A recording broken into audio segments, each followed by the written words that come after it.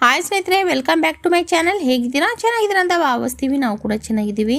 Arpita creation channel ಯಾರಾದರೂ ಹೊಸಬ್ರು video ನೋಡ್ತಾ ಇದ್ದರೆ ಸಬ್ಸ್ಕ್ರೈಬ್ ಆಗಿ ಸಪೋರ್ಟ್ ಮಾಡಿ ಅಂತ ಕೇಳ್ಕೊತೀನಿ. ಇವತ್ತು ರವಿ ಅವರು ಮೂಗುಬತ್ತಿ ಯಾಕೆ ಹಾಕುತ್ತಾರೆ ಮೂಗುಮಟ್ಟು ಹೆಣ್ಮಕ್ಳಿಗೆ ಏನಕ್ಕೆ ಅಂತ ವಿಡಿಯೋ ಮಾಡಿ ಅಂದರು. ನಾನು ಅದಕ್ಕೋಸ್ಕರ ಮಾಹಿತಿನ ವಿಡಿಯೋನ ಮಾಡ್ತಾಯಿದ್ದೀನಿ. ರವಿಯವರೇ ವಿಡಿಯೋನ ಪೂರ್ತಿಯಾಗಿ ಕೇಳಿಸ್ಕೊಂಡು ನೋಡಿ. ಹೆಣ್ಮಕ್ಳಿಗೆ ಎಡಭಾಗದಲ್ಲಿ ಏಕೆ ಮೂಗು ಚುಚ್ಚುತ್ತಾರೆ ಗೊತ್ತಾ? ಇದರ ಹಿಂದೆ ವೈಜ್ಞಾನಿಕ ಕಾರಣಗಳು ಇರುತ್ತದೆ. ಭಾರತೀಯರಿಗೆ ಮೂಗು ಚುಚ್ಚುವುದು ವಿವಾಹ ಸಂಪ್ರದಾಯದ ಒಂದು ಪ್ರಮುಖ ಆಚರಣೆ ಅಥವಾ ಭಾಗ. ಪ್ರಾಚೀನ ಕಾಲದಲ್ಲಿ ಪುರುಷರು ಮತ್ತು ಮಹಿಳೆಯರು ಇಬ್ಬರೂ ಕೂಡ ತಮ್ಮ ಕಿವಿಗಳನ್ನು ಚುಚ್ಚಿಕೊಳ್ಳುತ್ತಿದ್ದರು. ಮಾತ್ರವಲ್ಲ, ಮಹಿಳೆಯರು ಮೂಗು ಚುಚ್ಚಿಕೊಳ್ಳುತ್ತಿದ್ದರು. ಮೂಗು ಚುಚ್ಚಿ ಮೂಗುತಿ ಹಾಕುವುದು ಮಹಿಳೆಯರ ಅಂದ ಚಂದ ಹೆಚ್ಚಿಸುವುದಕ್ಕಲ್ಲ, ಅದರ ಹಿಂದೆ ಮಹತ್ವದ ಕಾರಣವಿದೆ. ಹೌದು, ಈ ರೀತಿ ಮೂಗು ಕಿವಿ ಚುಚ್ಚುವುದರ ಹಿಂದೆ ಕಾರಣವಿದೆ. ಹಾಗಾದರೆ ಏನದು? ಯಾಕೆ ಎಡಭಾಗದಲ್ಲಿ ಮೂಗುತಿ ಹಾಕಬೇಕು ಎಂಬುದನ್ನು ನಾನು ಈ ವಿಡಿಯೋದಲ್ಲಿ ತಿಳಿಸ್ಕೊಡ್ತೀನಿ ಸ್ನೇಹಿತರೆ. ನಮ್ಮ ಹಿರಿಯರು ಅನುಸರಿಸಿಕೊಂಡು ಬಂದಂಥ ಅದೆಷ್ಟೋ ಸಂಪ್ರದಾಯಗಳ ಹಿಂದೆ ಅನೇಕ ಕಾರಣಗಳಿರುತ್ತದೆ. ಅದರಲ್ಲಿಯೂ ನಮ್ಮವರು ಅನುಸರಿಸಿಕೊಂಡು ಬಂದಂತಹ ಸಂಪ್ರದಾಯ ಮತ್ತು ಸಾಂಸ್ಕೃತಿಕ ನಮ್ಮ ದೇಶದ ಪರಂಪರೆಯನ್ನು ಬಿಂಬಿಸುತ್ತದೆ. ನೀವು ನೋಡಿರಬಹುದು, ಹಿಂದಿನವರು ಅಂದರೆ ನಮ್ಮ ಪೂರ್ವಜನರು ಕಿವಿ ಅಥವಾ ಮೂಗು ಚುಚ್ಚಿಕೊಳ್ಳುವ ಅಭ್ಯಾಸವನ್ನು ಕಡ್ಡಾಯವಾಗಿ ಗೊಳಿಸಿದ್ದರು. ಅದರಲ್ಲಿಯೂ ಪ್ರಾಚೀನ ಕಾಲದಲ್ಲಿ ಪುರುಷರು ಮತ್ತು ಮಹಿಳೆಯರು ಇಬ್ಬರೂ ಕೂಡ ತಮ್ಮ ಕಿವಿಗಳನ್ನು ಚುಚ್ಚಿಕೊಳ್ಳುತ್ತಿದ್ದರು. ಮಾತ್ರವಲ್ಲ, ಮಹಿಳೆಯರು ಮೂಗು ಚುಚ್ಚಿಕೊಳ್ಳುತ್ತಿದ್ದರು. ಆದರೆ ಅದು ಕೇವಲ ಸೌಂದರ್ಯಕ್ಕೆ, ಬ್ಯೂಟಿಗೆ ಅಥವಾ ಸಾಂಪ್ರದಾಯಿಕವಾಗಿ ಮಾಡಿದಲ್ಲ ಎಂದರೆ ನೀವು ನಂಬುತ್ತೀರಾ? ಹೌದು, ಈ ರೀತಿ ಮೂಗು ಕಿವಿ ಚುಚ್ಚುವುದರ ಹಿಂದೆ ಕಾರಣವಿದೆ. ಅದರಲ್ಲಿಯೂ ಹೆಣ್ಣಿನ ಮೂಗು ಚುಚ್ಚಿ, ನೋಸ್ ಫಾರ್ ಗರ್ಲ್ಸ್, ಮೂಗುತಿ ಹಾಕುವುದಕ್ಕೆ ವೈಜ್ಞಾನಿಕ ಕಾರಣವಿದೆ. ಹಾಗಾದರೆ ಏನಿದು? ಯಾಕೆ ಎಡಭಾಗದಲ್ಲಿ ಮೂಗುತಿ ಹಾಕಬೇಕು ಎಂಬುದನ್ನು ತಿಳಿದುಕೊಳ್ಳಿ. ಮೂಗುತಿ ಮಹಿಳೆಯರ ಆರೋಗ್ಯ ಕಾಪಾಡುತ್ತದೆ. ಮೂಗು ಚುಚ್ಚಿಸುವುದರ ಬಿಡುವುದು ಯಾಕೆ ನಿರ್ಧಾರ ಆದರೆ ಹಿಂದಿನವರು ಅದನ್ನು ಕಡ್ಡಾಯಗೊಳಿಸುತ್ತಿದ್ದರು.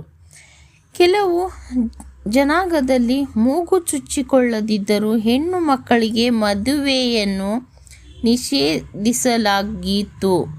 ಬಳಿಕ ಈ ದಂಪತಿಯ ಕಡಿಮೆಯಾಗುತ್ತಾ ಬಳಿಕ ಈ ಪದ್ಧತಿ ಕಡಿಮೆಯಾಗುತ್ತಾ ಬಂತು. ಬಳಿಕ ರೀತಿಯ ಆಚರಣೆಗಳನ್ನು ಪಾಲಿಸುವವರ ಸಂಖ್ಯೆ ಕಡಿಮೆಯಾಯಿತು. ಇಷ್ಟ ಇರುವವರು ಅಥವಾ ಮನೆಯಲ್ಲಿ ಚುಚ್ಚಿಸಿಕೊಳ್ಳಬೇಕು ಎಂಬ ಸಂಪ್ರದಾಯವಿದ್ದರೂ ಮೂಗುತಿ ಹಾಕಿಕೊಳ್ಳುತ್ತಿದ್ದರು. ಆದರೆ ಇತ್ತೀಚೆಗೆ ಇನ್ನೊಂದು ಟ್ರೆಂಡ್ ಆಗಿ ಬದಲಾಯಿಸುವ ಪ್ರತಿಯೊಬ್ಬ ಮಹಿಳೆಯು ಮೂಗು ಚುಚ್ಚಿಕೊಳ್ಳುವುದಕ್ಕೆ ಆರಂಭಿಸಿದರು.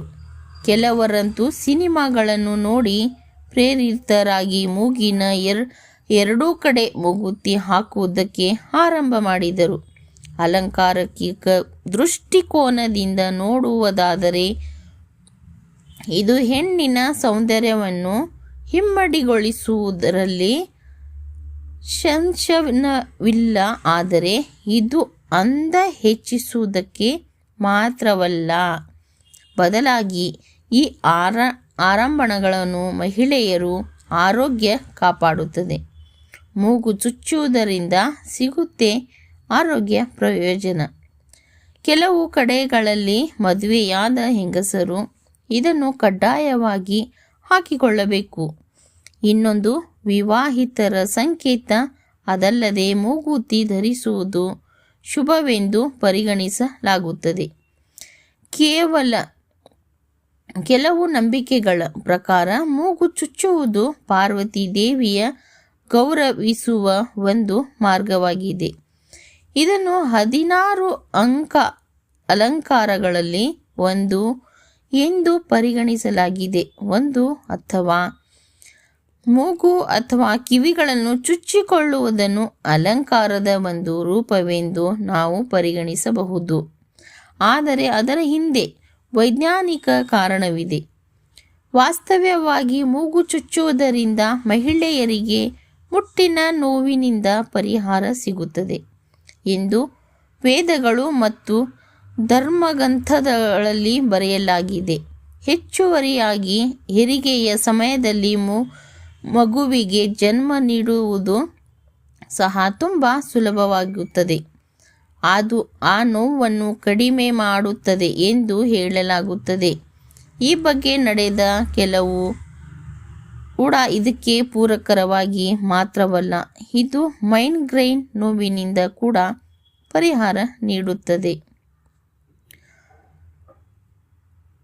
ಸಾಮಾನ್ಯವಾಗಿ ಕೆಲವರಿಗೆ ಈ ಪ್ರಶ್ನೆ ಉದ್ಭವ ಆಗಬಹುದು. ಹುಡುಗಿಯರು ಯಾಕೆ ಮೂಗಿನ ಎಡಭಾಗದಲ್ಲಿಯೇ ಮೂಗುತಿ ಹಾಕುತ್ತಾರೆ? ನೀವು ಎಂದಾದರೂ ಇದರ ಬಗ್ಗೆ ಯೋಚಿಸಿದ್ದೀರಾ? ವಾಸ್ತವ್ಯದಲ್ಲಿ ಮೂಗಿನ ಎಡಭಾಗವು ಕೆಲವು ಸಂತಾನೋತ್ಪತ್ತಿ ಅಂಗಗಳಿಗೆ ಸಂಬಂಧಿಸಿದೆ.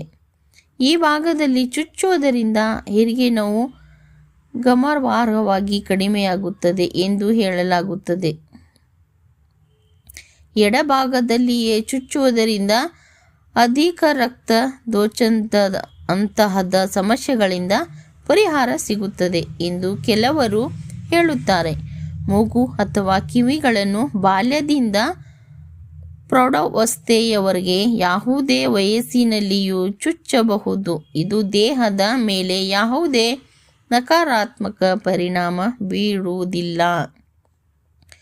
ನೋಡಿ ಸ್ನೇಹಿತರೆ, ನಾನು ಇವತ್ತು ರಾಹುಲ್ ಅವರೇ ಇದ್ದೀರಾ, ಹೆಣ್ಮಕ್ಳಿಗೆ ಮೂಗುಬತ್ತಿ ಯಾಕೆ ಹಾಕಬೇಕು ಅಂತ ನೀವು ಮೂಗುಬತ್ತಿ ಬಗ್ಗೆ ವಿಡಿಯೋ ಮಾಡಿ ಅಂದ್ರಲ್ವ, ಹಾಗಾಗಿಬಿಟ್ಟು ನಾನು ಮೂಗು ಚುಚ್ಚೋದ್ರಿಂದ ಏನಾಗುತ್ತೆ ಅಂತ ಎಲ್ಲ ಮಾಹಿತಿನ ಕೊಟ್ಟು ನಾನು ಈ ವಿಡಿಯೋನ ನಿಮಗೋಸ್ಕರ ಶೇರ್ ಮಾಡಿದ್ದೀನಿ ರಾಹುಲ್ ಅವರೇ. ನೋಡಿ, ನಿಮ್ಗೆ ಏನಾದರೂ ಇಷ್ಟ ಆದರೆ ವಿಡಿಯೋನ ಲೈಕ್ ಮಾಡಿ, ಶೇರ್ ಮಾಡಿ, ಸಬ್ಸ್ಕ್ರೈಬ್ ಮಾಡಿ, ಸಪೋರ್ಟ್ ಮಾಡಿ ಅಂತ ಕೇಳ್ಕೊತೀನಿ. ಮತ್ತೆ ನೆಕ್ಸ್ಟ್ ವಿಡಿಯೋದಲ್ಲಿ ಸಿಗ್ತೀನಿ ಸ್ನೇಹಿತರೆ. ಎಲ್ಲರಿಗೂ ತುಂಬ ಹೃದಯದ ಧನ್ಯವಾದಗಳು.